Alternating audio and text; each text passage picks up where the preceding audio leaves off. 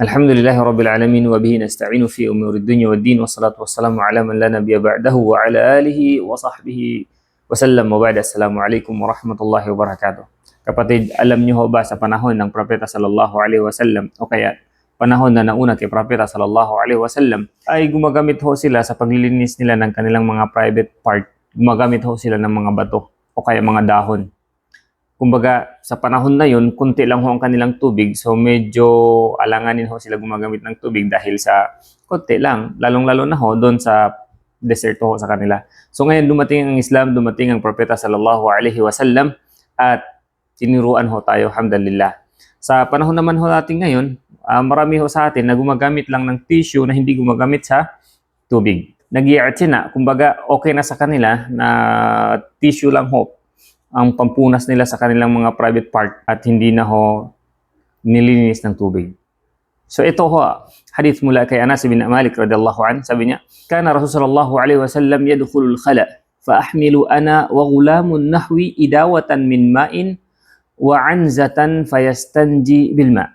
Sabi ni Anas bin Malik radhiyallahu an, ang propeta sallallahu alaihi wasallam pumasok po siya sa loob ng CR. Fa ahmilu ana wa ghulamun idawatan min ma'. At ako naman, dinalahan ko ang propeta sallallahu alaihi wasallam, fahmilu ana wa gulaman, at isang bata. Dinala niya ang idawa. Idawa sa panahon natin ngayon para siyang tumbler, pero gawa ho siya mula sa balat ng mga hayop. So iyon ang dinala nila.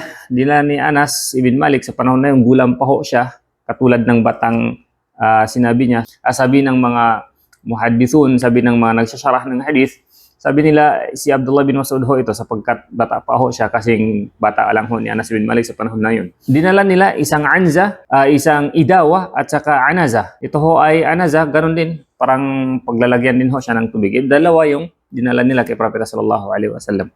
So ngayon, fayastanji bil ma, at nag-istinja at naglinis ang Propeta sallallahu alaihi wasallam gamit ang tubig. Para bang tinuturuan ho tayo ng ating relihiyon na mas malinis ho ang tubig o kaya dapat ho gamitin natin ang tubig sa paglilinis, hindi po kung ano-ano o kaya minsan hindi na tayo maglilinis. Kapag hindi ka maglilinis, hindi ho katanggap-tanggap ang iyong ibada.